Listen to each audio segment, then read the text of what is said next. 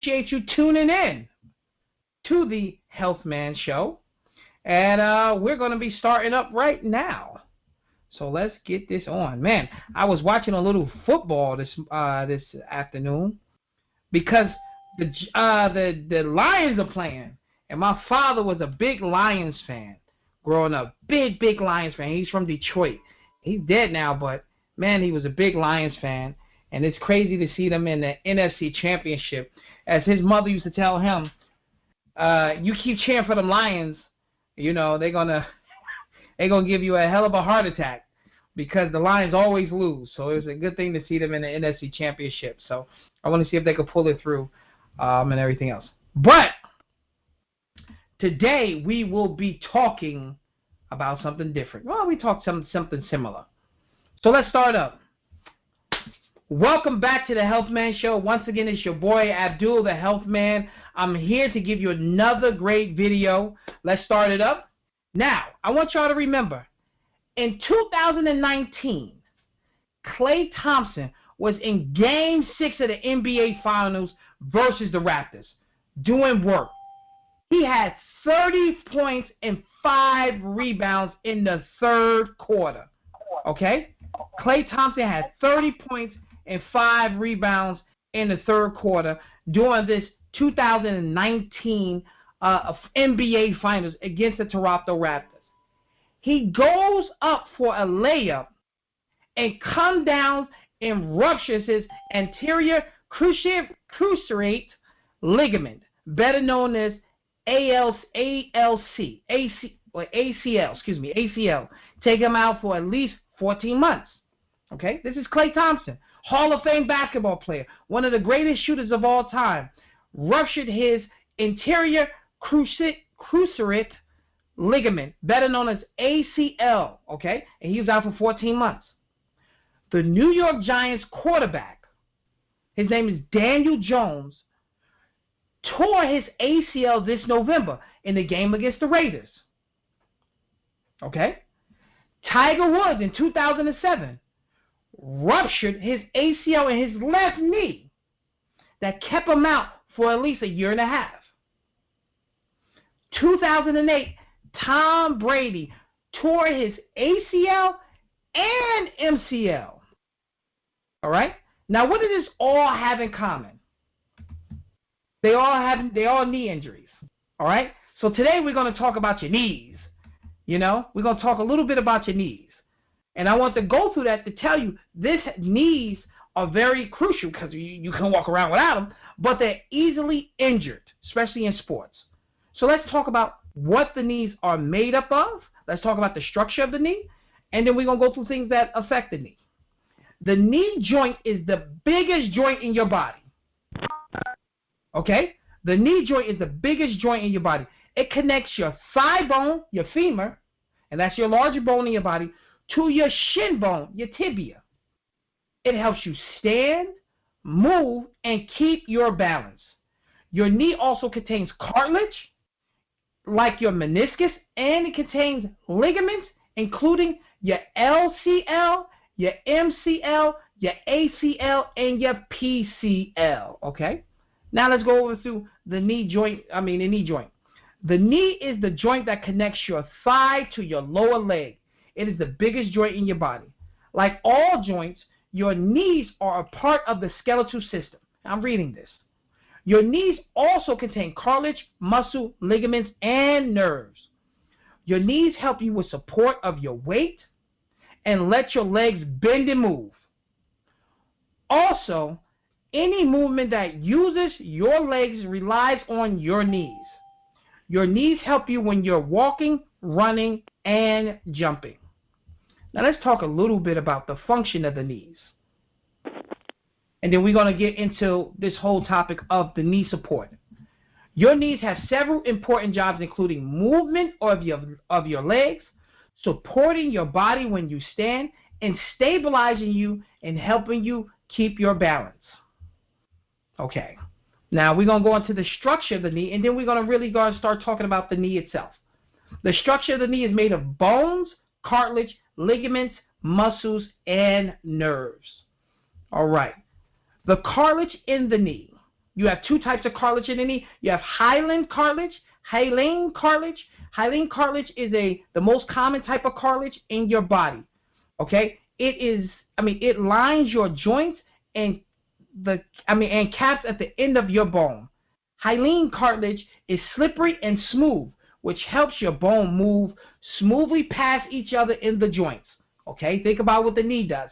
It's moving smoothly past. Think about your elbow. Smoothly past. This surface of your femur, tibia, and patella that touches each other have a hyaline cartilage lining. Okay?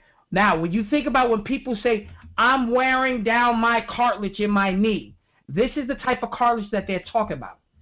Okay? When you're wearing down that cartilage, this is the smooth that prevents it. It makes it slippery. So the knee, when they're rubbing against each other, when it's bone on bone, you have worn down this cartilage. Okay? Then you have fibrocartilage, which sounds like tough cartilage made of thick fibers. It is tough enough to hold parts of your body in place and absorb impact. Okay? This is what's helping you absorb the impact. The other cartilage is helping it move back and forth. This is when you jump and your knees can take that impact. Okay?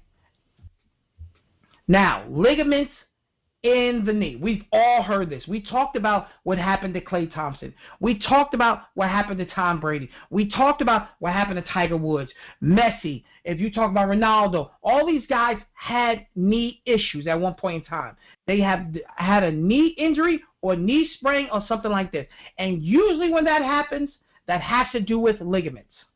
Okay? You have ligaments that are collateral ligaments are like straps on opposite sides of the knee. Your medial collateral ligament is in the inner side of your knee. Okay, so if you touch the inner side of your knee, that is your MCL. It attaches your femur to your tibia. Okay, the lateral cartilage ligament LCL is on the outer side of the knee. Okay, it connects your femur to your calf bone. What these ligaments do, they keep your knee in place. The collateral ligaments prevent the knee from moving side to side. If these ligaments are weak, it actually allows the actual knee to move side to side. Well, they're not supposed to. You don't want your knee to get out of place. So these ligaments, understand when you hear the MCL or you hear the LCL, these are on the outside of the knee. Think of your knee as being straight, and you have two bands on the outside of your knee, preventing the knee from sliding to the left and sliding to the right. It keeps them going up and down, but prevention of sliding from the left and sliding to the right. Very, very important, because you've probably heard of some of these, especially MCL, because you hear athletes damage their MCL and ACL a lot. Okay? Cruciate ligaments are other ligaments that's inside the knee. They also connect the femur to the tibia. They cross each other, creating an X shape. Okay, they cross each other, creating an X shape. Okay, you have two of these ligaments. You have the anterior cruciate ligament, the ACL, that's in the front of your knee, and you have the posterior cruciate ligament that's behind your knee. Okay? Let's go through this, because everyone has heard an athlete ripping. If you watch any sports, you have heard athletes damage an ACL often. That's what happened to Kobe Bryant. When he got injured and he was out for about a year and a half, he tore his ACL. That's your anterior cruciate ligament. It's in the front of your knee. This is the ligament that looks like this in the front of the knee. Okay? And then you have the PCL. This is behind the knee. You also have nerves that travel through the knee, and that's the femoral nerve, the sciatica nerve, the tibia nerve. Okay? These pass through the knee. Now, I know a lot of people have heard the sciatica and all of other things. If you've ever had sciatica issues, this is a nerve that starts from the lower back, runs down the side of the leg, which we call our T-band, and goes to the knee down to the lower toe. if you've ever had sciatica issues, you will be rubbing your side of your leg and you will be rubbing your knee because it's inflamed, and you thinking that's going to make a difference, because I trust and believe I know it. I know exactly what that is. So these are the ligaments and the tendons. I'm not going to get into the muscles into the knee because that's going a little too much. Most of the problems that people have with the knee is pain when moving, inflammation with swelling, discoloration or redness around your knee, a feeling of warmth and heat, a grinding feeling, or popping noise or feeling. Now, I know a lot of people have that. I actually start to develop a little bit of popping noises in my knee. So this is another reason why I want to do this. I start to develop some popping noises in my knee. Now, that is the anatomy of the knee. I wanted to go through the anatomy of the knee, so when we start talking about things that can improve the knee, we first have to understand the anatomy of the knee. Because if you do not understand the anatomy of the knee, when I start going into supplements that help certain parts of the knee, then you won't really have a greater understanding of it. So we're going through the anatomy so you can have a greater understanding of the knee. Now, I did not go into the muscles around the knee because I didn't want to go too deep into it, but there are muscles that also affect the knee. But we're going to talk a little bit about that, about exercises right now you can do if you are dealing with knee pain.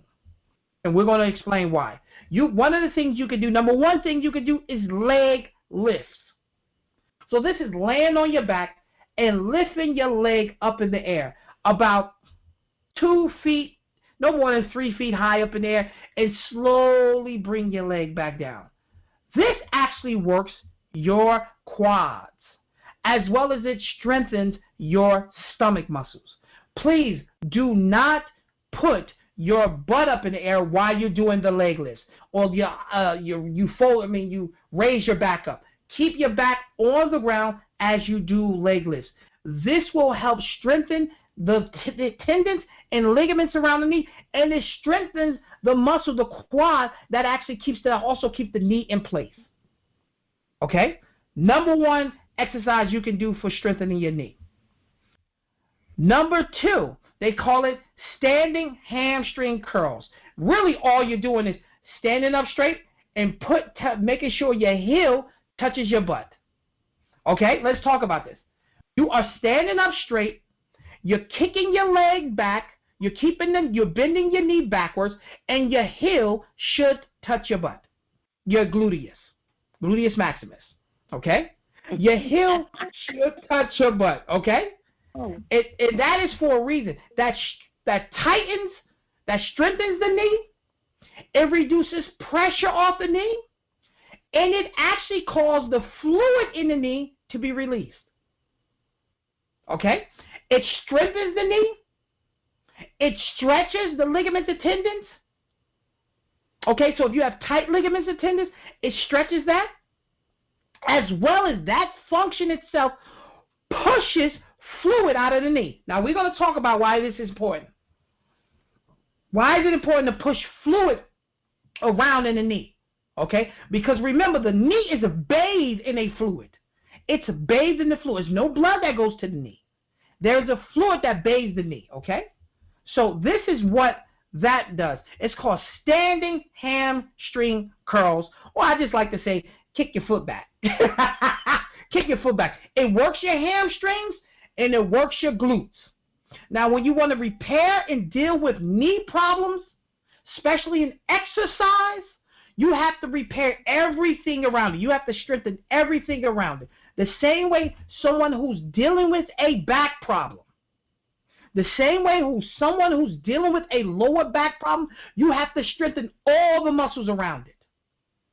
You cannot just strengthen the lower back and reduce the problem. You have to strengthen the lower back. You have to strengthen the abs. You have to strengthen the quads. You have to strengthen the hamstrings. You even have to strengthen your latissimus dorsi, your lats. You have to strengthen all of this to strengthen your lower back, because the muscles around it, the same way in the knee, are supported by ligaments and tendons as well as muscles.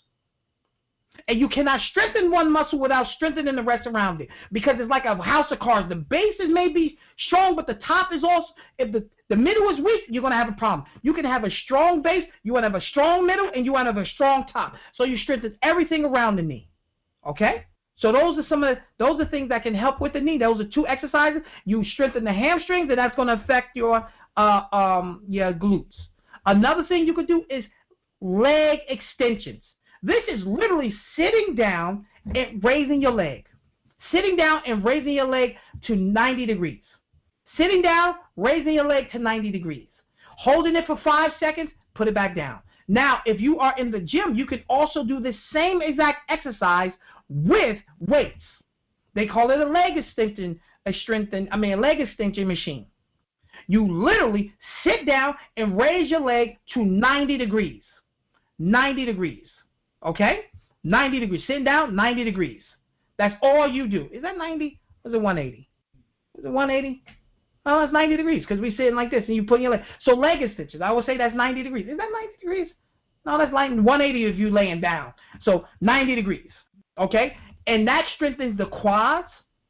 And that also with weight. With weight. If you have weight on you, it actually strengthens the ligaments and tendons around it. As well as it can really make a difference. I have started doing this. I hold the weight for about 5 seconds, put it down. Hold the weight for about 5 seconds, put it down. I do this 2 to 3 sets of 10 to 15. And I also do it for a little extra weight. I don't do like 5 or 10 pounds. I do a little heavier. But this is what I do. And that works your quads. You can also do stepping exercises that can also help you with your knees because that's going to involve your quads, your hamstrings, your hip flexors. That's really good for balancing as well as the glutes. Okay? So you could do stepping exercises as well as they also say a few other things. I like this one. Squats. Now, do you do weighted squats? Do you do weighted squats? You can. I prefer someone to use the Smith machine so they do the squats properly. If you cannot do squats, do wall squats. Okay, people? If you cannot do regular squats with weights, that is cool. If you have a knee problem and it hurts, do wall squats. That means all the pressure that you're going to put with the weight, all that pressure that's coming from weight, now you're putting that pressure on the actual wall. So you're sitting back, you're sitting back against the wall, and you're just bending down. And you're using the wall as leverage. You're using the wall as support. And you just bend down, you squat, hold it, and then come back up. Sit down in the squat for like about 3 to 4 seconds and come back up. The wall is supporting you. This is also going to help you deal with knee issues. It is going to help you deal with strengthening the quads, strengthening the hamstring, strengthening the calves. Strengthening the calves, I'm going to say that again. Strengthening the calves, as well as it's going to strengthen the ligaments and tendons in the knee. Remember, the knee has muscles, nerves, ligaments, and tendons. Okay? The muscle, nerve, ligaments, and tendons. Well, really ligaments, not too many tendons. Ligaments. Okay? So that's what doing that exercise is also going to help you when it comes down to dealing with strengthening your knees and getting your knees back to good health. And the last thing before we get on to the actual foods is stretching. Do a little bit of yoga. Every morning, get up and do some stretching. Get up and do some stretching. If you are noticing that you are having knee issues, stretch. One of the best stretches in the world, I don't know if you ever run track, it's called hurdle stretches. Excellent for dealing with the quads, excellent for dealing with the hamstrings, stretches out the knee. If you have steps in your house, stand over by the steps, put one leg on a step, maybe the 4th step, maybe the 3rd step. If you're really good, do the 5th step. And just stretch, bring your head down to your knee if you can do it. Just go as far as you can. That stretches out the hamstrings and the quads, releasing the pressure off the ligaments in the knee. Okay? Hurdle stretches. Also, if you can't do hurdle stretches, just touch your toes. Stand up straight and bend your head and your leg down to touch your toes. Do that. That releases pressure off the knee because it stretches out the ligaments that is connected to your hamstrings. And it stretches out the ligaments and connected to the quads. So you're stretching out the ligaments, stretching out your hamstrings, stretching out your quads. Okay? And if that's not sufficient for you, that's 2 exercises. If that's not sufficient for you, I want you to sit down and sit down like a gentleman. You know how guys put their legs up on their one leg on top of the other leg? But I want you to do it actually as though your leg is like a V. I wish I could describe it. That's why it's like you have your leg up, your foot on top of your knee, and you're stretching out your inner thighs. That's also going to help you with dealing with knee problems, because when you stretch the muscle around the knee, it takes the pressure off the tendons. Ligaments. I keep saying tendons. Ligaments. Okay? So these are things you can use for the knee. These are stretches you can do for the knee right now. And it's so much more. It's so much more. But these are 3 stretches you can do in your house that will not hurt the knee, that will actually, if you are in knee pain, it will make a difference. And also, walking makes a difference in your knee. If you have knee pain, walk. I know it sounds crazy. I'm in pain. Why should I walk? Because if you do not use it, it will get worse. If you do not use the knee, it gets worse. The knee becomes like an old piece of leather. It becomes like an old piece of leather. If a piece of leather gets old and it becomes what they call, it comes like dry rot. It becomes like, as soon as you touch it and you bend it, it starts to break and crumble. Old leather breaks and crumble. It starts to dry rot. Well, the same thing what happens with your knee. If you do not continue to use it, it loses its flexibility. It becomes more stiff. You hear people say, man, when I wake up, my knees are stiff. Well, the only thing they want to do is sit down. When you work the knee, it becomes more lubricated, and it relieves a lot of inflammation and pain. So work that knee, okay? Work the knee. Now, let's talk about foods you should avoid when you are dealing with knee problems.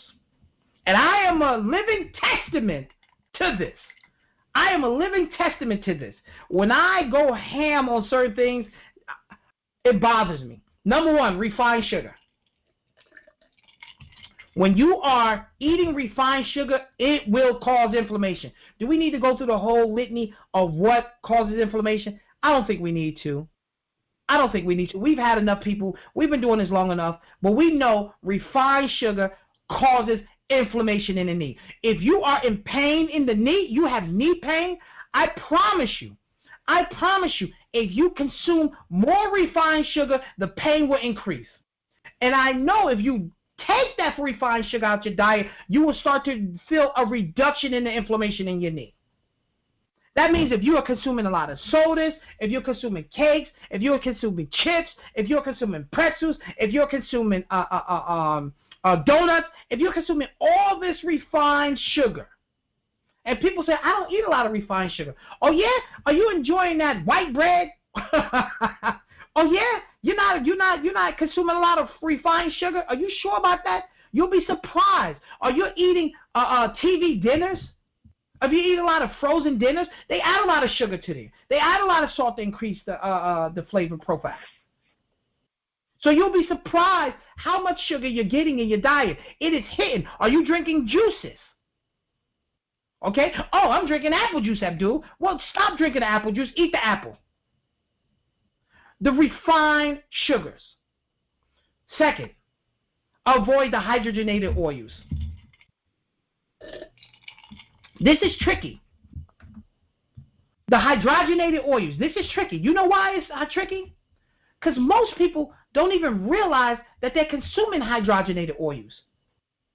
Most people don't even realize it. When you go home and you have vegetable oil in your in your cabinet, you are consuming hydrogenated oils. They cause pain. Why is that, Abdul? Why does hydrogenated oils cause pain? Because they are pro-inflammatory oils.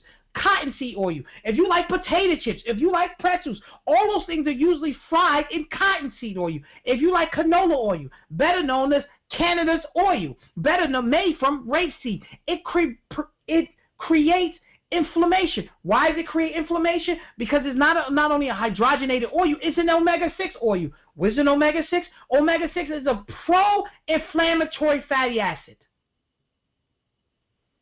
Omega-6 is a pro-inflammatory fatty acid. It's not a bad thing. We went through this before. It's not a bad thing. Being pro-inflammatory is not a bad thing, because if you cut yourself, you want to make sure you have pro-inflammatory markers in the body.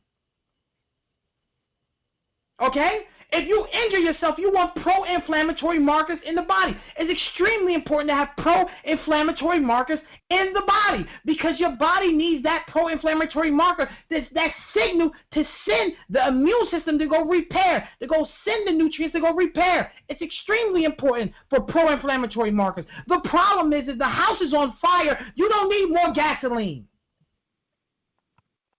And if you have knee pain, a continuous knee pain, your house is on fire. You don't need no more gasoline. So hydrogenated oils can cause more pain. That's why we need to avoid hydrogenated oils. That's why you need to avoid soybean oil. That's why you need to avoid cottonseed oil. That's why you need to avoid canola oil. That's why you need to avoid safflower oil. That's not hydrogenated, but rich in omega-6. Okay? You want to avoid processed meats. I'm not talking about the good stuff. I'm not going to sit here and tell people you should not eat meat. I'm going to tell you to avoid the bad crap. You know? If you enjoy bologna, chill out if your knees hurt. If you love turkey sandwiches, chill out when your knees hurt.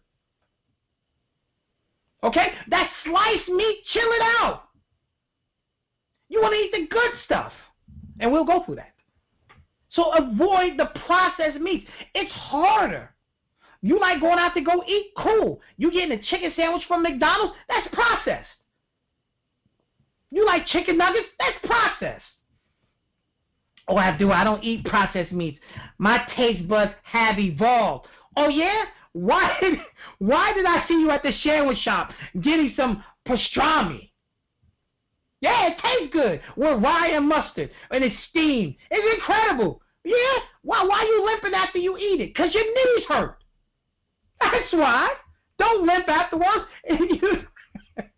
Go ahead, enjoy it. But understand, when that pain is kicking in, the next morning when your knees hurt, understand why that's happening.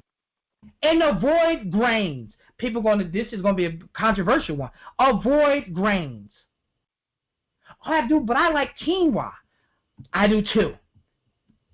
I like millet. I do too. I like those things. I just had quinoa for dinner tonight. I had it mixed in with pinto beans. Now, that wasn't the only thing I had. I also had some roasted asparagus, and we do some banging chicken, some organic chicken in there. But it was my quinoa had pinto beans. We added pinto beans to it. Banging. With a nice chicken, put that on top, and roasted asparagus. Okay? I threw down.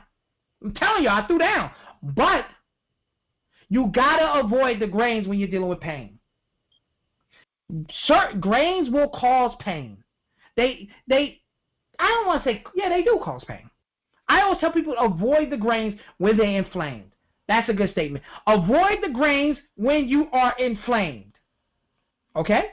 So that's what we want to do. Avoid the grains. I don't care if you're eating brown rice. I don't care if you're eating brown. I don't care if you're eating Funyo. I don't care if you're eating amaranth. I don't care if you're eating spelt. I don't care if you're eating whole wheat. We all know whole wheat and gluten itself is pro-inflammatory. Everything has gluten in there. That is true. You have to be more selective. That's why I tell people just to avoid the grains. Have a great meal. Have you some protein and vegetables. You can eat a large amount of those and the best proteins. But just avoid the grains until you get your knee problem under control. And I promise you, if you start to consume the grains back, you may start noticing all of a sudden your knees will start clicking again. All of a sudden you're starting to have a little more pain in your knees. All of a sudden your knees are stiffening up. But if you avoid the grains, it's going to help. Now, as always, we just don't talk about what to avoid. We tell you what to do. Now, foods that can help you with knee pain. Not supplements, foods that can help you with knee pain. Number 1, celery. Oh, that's right. You thought I was going to give y'all some wild type of food, some extravagant food. Something that comes only from Thailand, can be picked 2 days a year from Thailand, that has to be shipped over in a golden box for you. No. Go to ShopRite. Go to Kroger's. Okay? Go to Shopping Bag. Go to Stop and Shop. Wherever you go get you some celery and start eating you some celery. Okay? Celery is excellent for knee pain. That sodium in celery is really good for softening the joints and reducing the inflammation out of the joints. Okay? So go get you some celery. All right? Eat celery, juice celery, love celery. It's one of the best foods for dealing with knee pain. I always tell people who have knee pain, make a salad and make sure you add celery in it. And the beauty of celery, it actually requires you to burn more calories to digest celery than what the celery gives you. So celery is one of the few foods that will make you lose weight even if you eat large amounts of it. Because it requires your body more calories to burn it than it actually gives you. So celery may give you 50 calories. It actually requires 90 calories for your body to digest and burn it and break it down. It costs 90 to 100 calories to burn it. So it's actually a low caloric intake food that actually makes your body burn more from its own, make you lose weight eating celery. Excellent for joints. Number 2, good for your joints. Tart cherries or black cherries. Now, cherries are not in season right now. They're not in season right now, but they are one of the best for dealing with joint pain, especially your knees. Now, the beauty of tart cherry is that you can always get tart cherries in the juice form, in a concentrate. If you don't have access to them all year round, and I swear to God, during the summertime, I think cherries are the best foods in the world. You cannot tell me anything. Only one problem I have with cherries. The only problem I have with cherries are that they can be expensive. Oh, you get some good bean cherries. They be like $5.99 a pound. And I'm one of them jokers that go in there and I'm one of them jokers that go in there and take half of the bag out, put them in another bag for somebody else. But I'll do my cherries. I throw down on cherries. So cherries are excellent for your knees. Okay, and tart cherries. Carrot and cucumbers. Really good for dealing with knee pain. Cucumbers are really good, and the carotenoids in carrots are really good for dealing with inflammation. Berries. We already go through berries. I don't want to go through them all again, but I always talk about raspberries, blueberries, blackberries, goji berries. All those things are really good for dealing with inflammation and knee pain. Bell peppers. Bell peppers are excellent for dealing with knee pain. Bell peppers. All right? That means you could, every meal, if you're dealing with knee pain, you should chop you up some green bell peppers, red bell peppers, yellow bell peppers, orange bell peppers in your meal. One of the best for dealing with ligament and tendon inflammation. Okay? Ligament and tendon inflammation. Bell peppers are excellent for dealing with ligament and tendon inflammation. Okay? So bell peppers. Okay? Another good one that will be excellent is asparagus. Oh, I just had asparagus tonight. Asparagus, broccoli, and cabbages. Asparagus, broccoli, and cabbage. Man, before I came on, I had asparagus. And, I always tell you, I love asparagus. It's expensive, but not really expensive. But asparagus, I just don't like, what happens when you urinate with asparagus. But I love asparagus. We have roasted some asparagus with salt, pepper, and olive oil. That's it.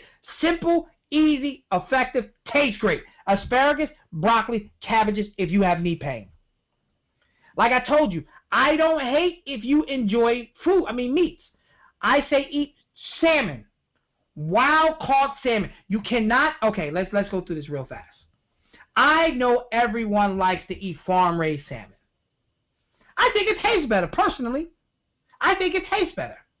Wild caught salmon is a stronger flavor. You really taste fish. It's a little more fishy. I like it, though. I like it.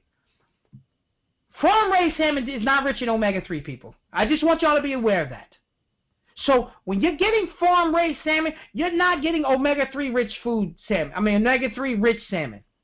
Farm-raised salmon is usually fed like corn, fish meal, all this other stuff.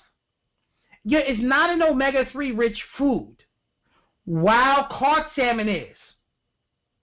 Okay? Wild-caught salmon is a much greater omega-3 rich food because the salmon are actually living the way they're supposed to. They're eating other fishes that's rich in omega-3s. They're doing everything that regular salmon is supposed to do, and they're richer in omega-3s, okay? So wild-caught salmon is the better salmon. Now, I'm just giving you a heads up. Wild-caught is usually more expensive than farm-raised. Wild-caught is like, like cold salmon. Or what's another one? Oh, I can't even think. Like king salmon. And there's some other ones that most people hear. But those are wild-caught salmon. They'll tell you wild-caught. If you don't like salmon, get some tuna. There ain't no farm-raised tuna at this present time. Tuna is not farm-raised. Get some tuna. But, tuna you could do here and there because tuna usually have heavier metals in there. The bigger the fish, the more metals. Sardines. Mackerels. Anchovies.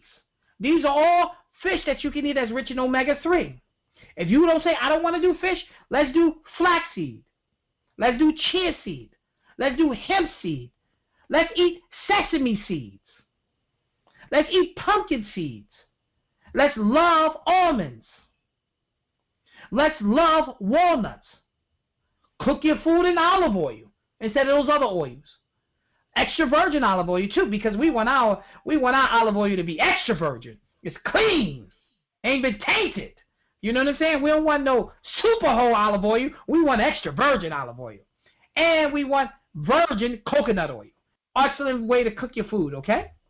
Now another food that you can eat, like I said, grass-fed beef. I know.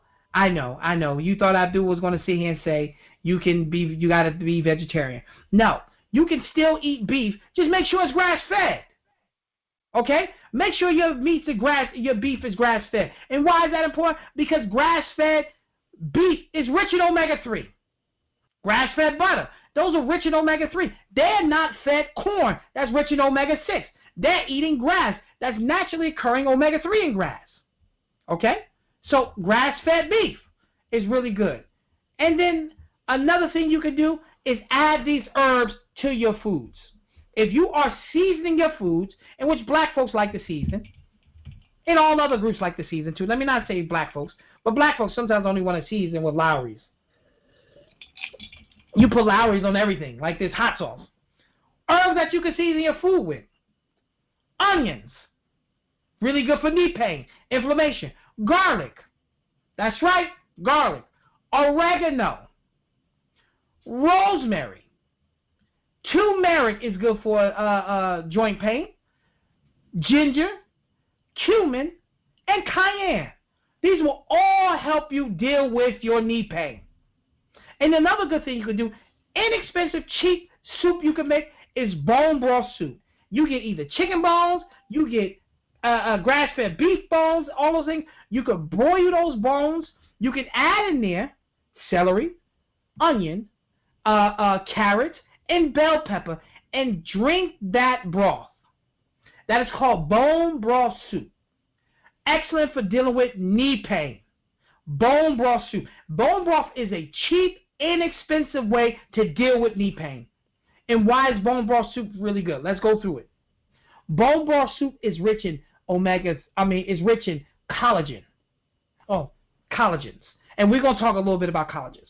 I'm not going to get into that. Let's talk about a little bit about the supplements that help the knees. The supplements that help the knees, and it's going to be explaining a little more about the ingredients that you get from bone broth. Supplements that help you with your knees. Number one supplement I love I love for the knees is MSM. MSM is a dietary sulfur. MSM. One of the reasons why broccoli, one of the reasons why cabbage, one of the reasons why Brussels sprouts are rich, effective for dealing with knee problems. They are rich in the sulforaphane. That sulforaphane also can be converted into the body into MSM. Okay? MSM. MSM is their sulfur that repairs ligament and tendon damage. Can I say that again? It's a sulfur that repairs ligament and tendon damage. And MSM is inexpensive. You can buy MSM between $10 and $20 easily. And you want to take about 2,000 milligrams of MSM a day. Okay? MSM is inexpensive and it works. It works. Now,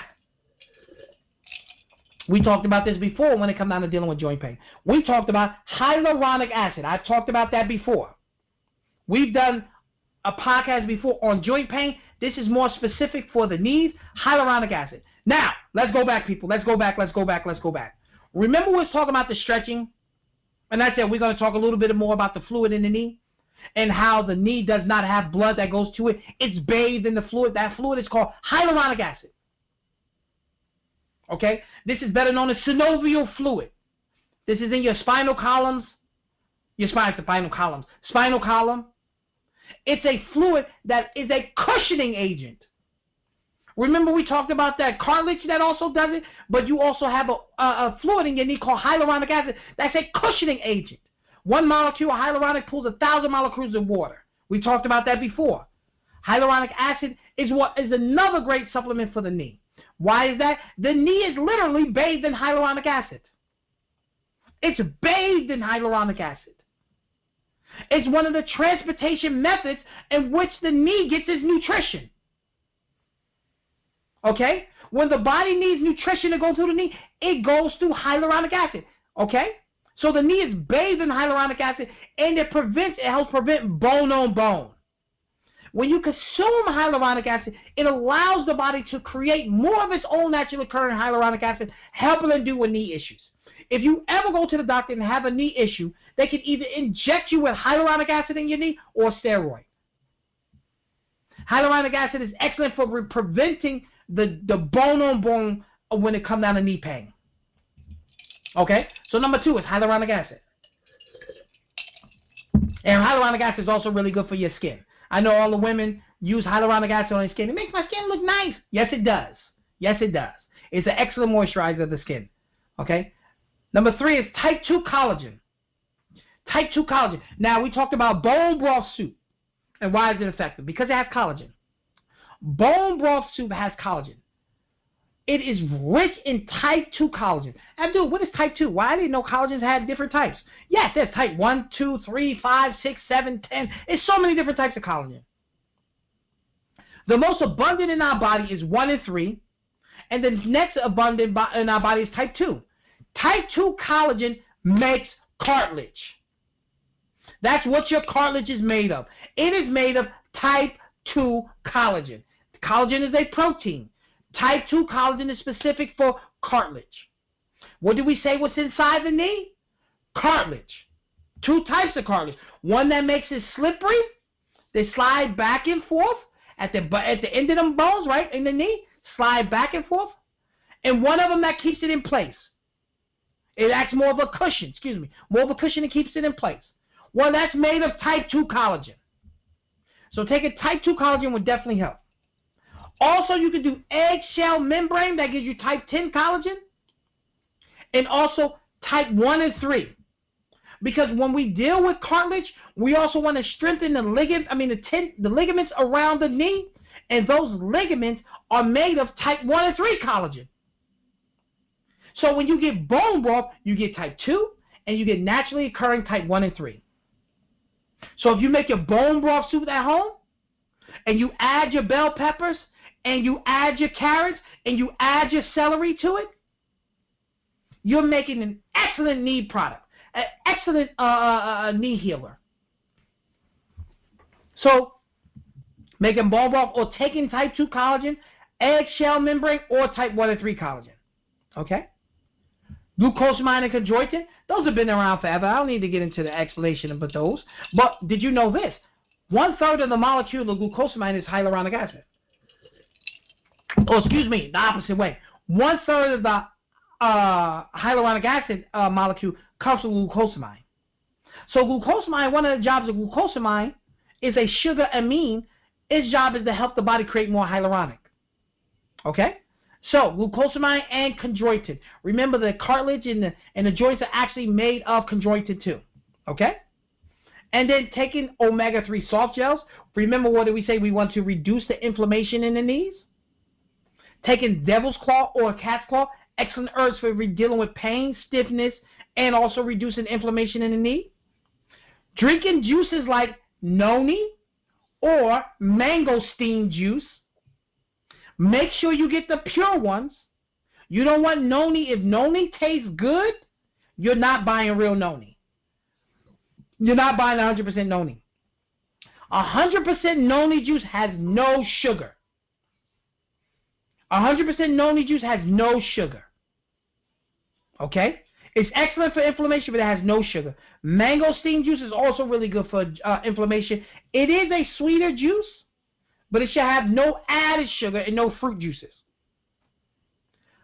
Other herbs that's excellent for your knees is yucca, burdock root, alfalfa herb, horsetail, white willow bark, natural aspirin, kelp, that's a seaweed that's rich in minerals that helps repair knees, and boswellia. Those are herbs that will definitely benefit your knees. Now, we are going to open up the floor and take questions for anybody who has a question. Go ahead if you have a question. And I hope you enjoyed today's topic. I think we talked something similar like this before when it came down to joint pain. Abdul. Yes, that got to be Brother Forrest.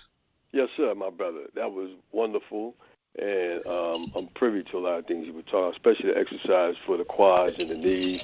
And you're right, because even in my younger years, in my late 20s and 30s, me and the guys used to get together, try to lift the gym, especially on squat. Now, the Smith machine, I would advise anybody, as you get a little older, even younger, that Smith machine will guide you. See, a lot of people are familiar with the script of a Smith machine and look right at it, Abdul. Oh, yeah. Yeah. And but see, back in the old days, back in the late 80s, we used to the old Ironbound behind Penn Station. We used to go down there, and we had to lift the bar off.